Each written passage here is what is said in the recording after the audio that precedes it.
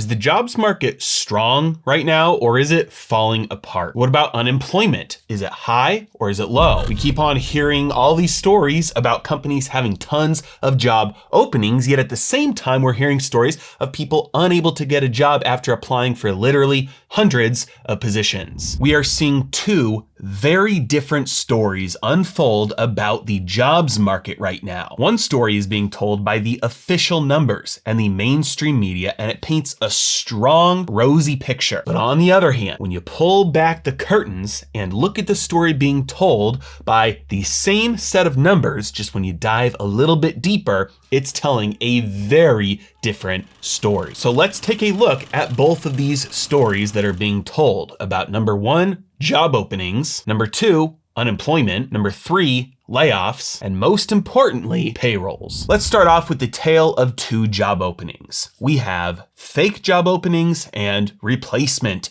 job openings. We keep on hearing about how the labor market is robust, how there are literally millions of job openings. But what if I were to tell you that these job openings are not real? In fact, they are fake job postings. One survey conducted by Clarity Capital found that 68% of managers had job postings that were active for over a month, and that 1 in 10 managers has a job posting for over 6 months. These job openings that are posted yet go unfilled for months on end are referred to as ghost jobs. 40% of managers had job postings that didn't go filled for 2 to 3 months, and 1 in 10 for over 6 months. Now, 1 in 10 might not sound like a lot, but when there's over 10 million job openings being reported by the Labor Department, that means over 1 million of them are not real. So why in the world would a manager ever post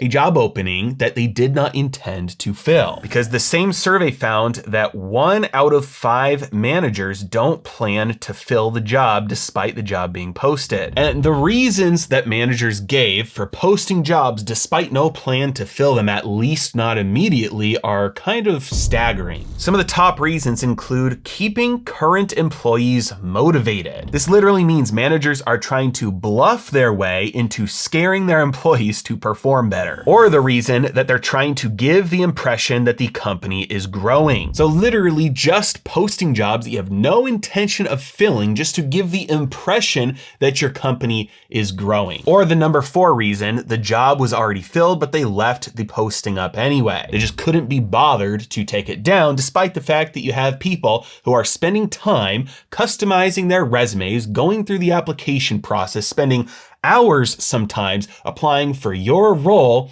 even though you have no intention of ever even looking at that application. And while it certainly doesn't account for the entire 10 million job openings that are being reported by the Labor Department right now, it's certainly a significant number that is wasting employees' time who are dealing with keeping these job openings open, potentially looking at some of these applications, posting these jobs, and it's certainly wasting applicants' time that they could be spending doing something more productive, like, I don't know, applying for a real job. But fake job postings are not the only problem here. Some of those job postings are there to replace current workers. The top reason why employers were not actively trying to fill the positions was because they were just open to seeing if there were new people, meaning they're going to post a job, and if somebody comes along that is more qualified than their current employees, then they'll hire that person, which means a lot of these job openings are not for net job gains for the economy. They're just there to replace a current employee. That fits in line with the second reason to keep current employees motivated, and also the 5th reason,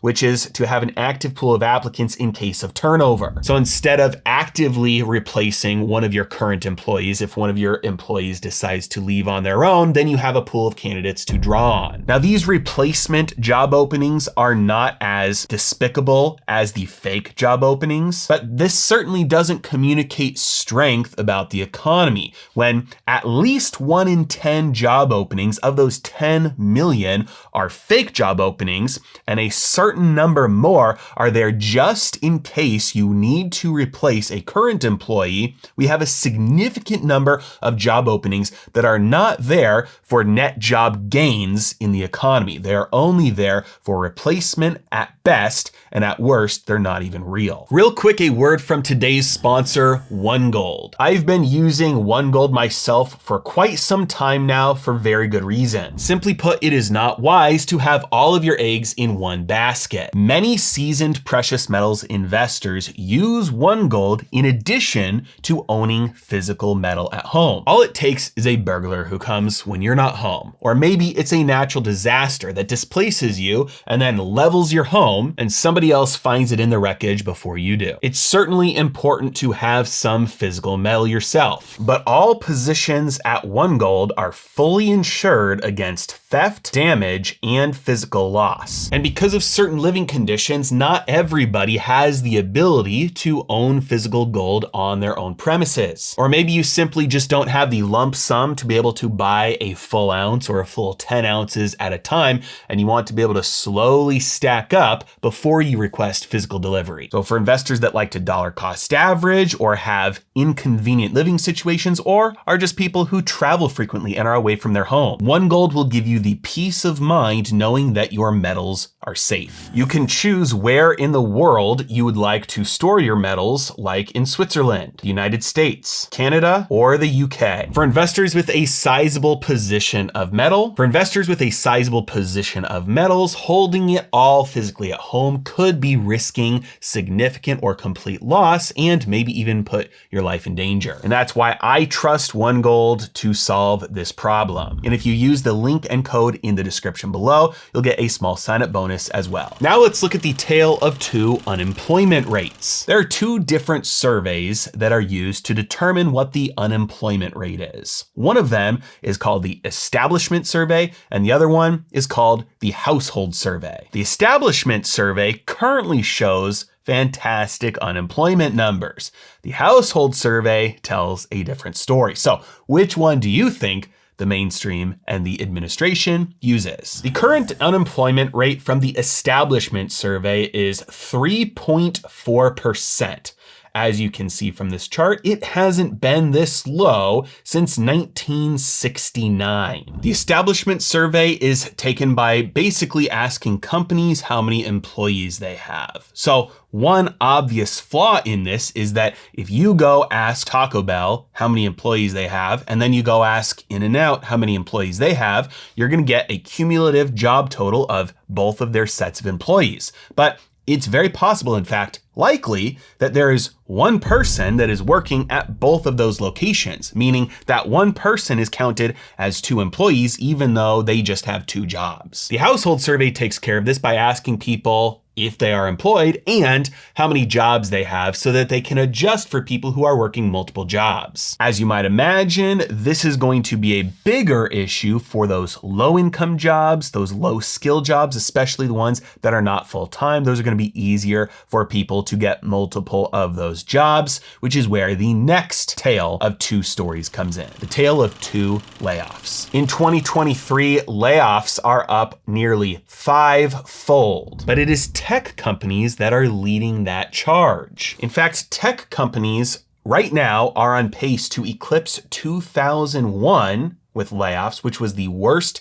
year ever for tech during the dot-com bust. But so far, it seems those layoffs are actually isolated to tech and high-income jobs. When you break down skilled versus unskilled jobs, you can see that the unemployment population ratio for jobs with a bachelor's degree or higher in requirement has the worst performance right now. The high-skilled, high-income earners are losing their jobs and have less job opportunities, whereas the jobs that require less than a high school diploma, so low skill and lower income, are still seeing a massive spike in demand. This is a huge reason why you're seeing such different information depending on where you look when you're talking about the unemployment numbers and the layoff numbers. It's because for some people and some job areas and some demographics and some populations, it's really, really bad right now. And then for others, it's not so bad. But the real misleading info comes when we look at the tale of two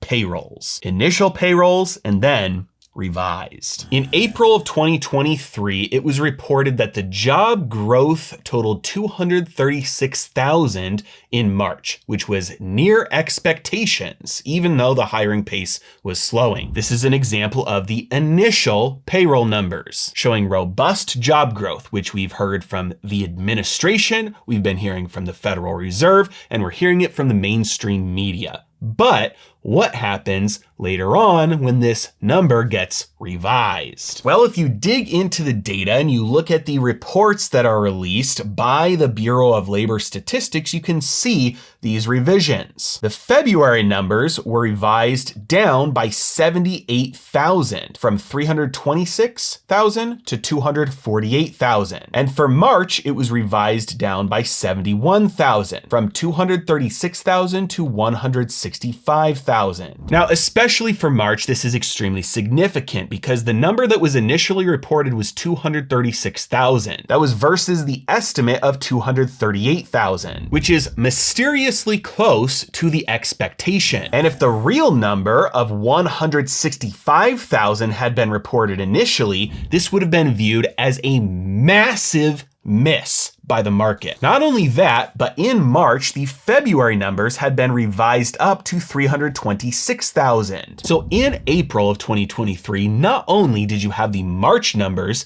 that were basically at expectation, but you also had the February numbers that were revised to show much higher. And then May comes around and you revise both severely and significantly downwards. Now we need to pump the brakes for a moment because I've got to let you know this is not a partisan thing. This is not something unique to the current administration. This same thing happened almost every month under the last administration. Government simply gives you the illusion of choice so that hopefully you feel content with how much they regulate your lives. In conclusion, it is probably a good idea right now to stick with your job if you have good relationships and you've been there for any amount of time, because layoffs are likely coming. If they haven't already hit your industry already, there's a good chance that they may. Feds Williams expects to see unemployment hit 4 to 4.5%, which means at least 1 million job losses if that number is correct. So for the jobs market, especially the higher income earning jobs, it's probably going to get a lot tougher than the media is currently letting on. And if you do have the ability to earn money on the side, that's probably a better option than just jumping ship and going to the next opportunity that looks like the grass is greener on the other side, but you're the new man on board. And so if they need to